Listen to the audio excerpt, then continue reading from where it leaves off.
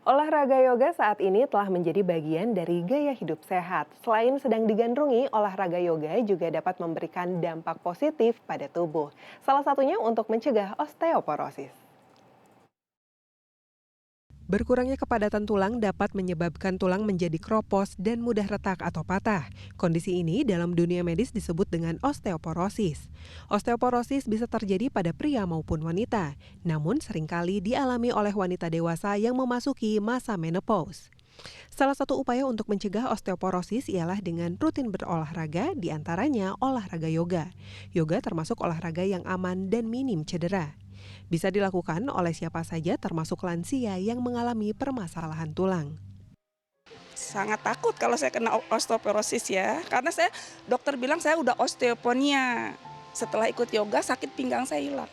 Karena selama setahun ikutan yoga ini ke badan ini, Baik, jadi baik gitu ya. enak, Nah, nah kalau misalnya happy lagi. happy gitu. Meski gerakan yoga terlihat perlahan dan seakan tidak akan memberikan efek rasa sakit, olahraga tetap harus dilakukan dengan hati-hati agar tidak memberikan efek cedera.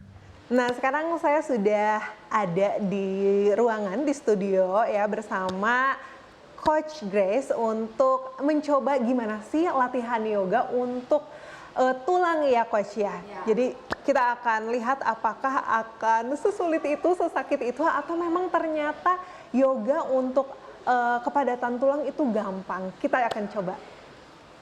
Menurut pelatih yoga Evi Silviani, olahraga yoga yang merupakan gabungan gerakan tubuh dan pernafasan ini dapat membantu meningkatkan kekuatan dan fleksibilitas tubuh yang dapat membantu mencegah osteoporosis. Beberapa gerakan untuk mencegah osteoporosis diantaranya gerakan tripos yang membantu menguatkan otot inti dan meningkatkan keseimbangan. Gerakan ini juga dapat dikombinasikan dengan berbagai gerakan lain seperti plank pose yang merupakan gerakan push up tanpa mendorong tubuh ke bawah. Kombinasi dari kedua gerakan ini dapat memperkuat keseimbangan dan kekuatan tulang. Namun gerakan yoga juga harus menyesuaikan dengan kondisi setiap orang. Tidak semua orang dapat melakukan gerakan yang sama. Jadi kita nggak bisa bilang pasti sembuh nggak. Cuman mungkin dengan keluhan-keluhan yang kayak sakit-sakit misalnya ya, sakit pinggang misalnya gitu, atau sakit lutut. Nah, dengan yoga atau berolahraga lah, olahraga apa aja sih sebenarnya ya bisa, cuman disarankan memang yang ada stretchingnya. Jadi balance antara stretch sama strengthening dari ototnya. Itu sih sebenarnya kuncinya di situ, strengthening dan balance dari otot. Nah, itu tuh akan membantu mengurangi keluhan-keluhan itu. Apakah bisa sembuh atau enggak ada yang bisa ngejanjiin gitu. Yang penting yang jelas dia bisa mengurangi keluhan yang ada, kekakuannya, sakit-sakit sendinya, misalnya gitu. Dokter spesialis rehabilitasi medik Rumah Sakit Umum Daerah Bandung Kiwari, Putri Hairani mengatakan, olahraga yoga dapat memberikan manfaat bagi tubuh termasuk tulang. Namun ia mengatakan, sebelum melakukan olahraga yoga bagi penderita osteoporosis harus menggunakan obat-obatan terlebih dahulu.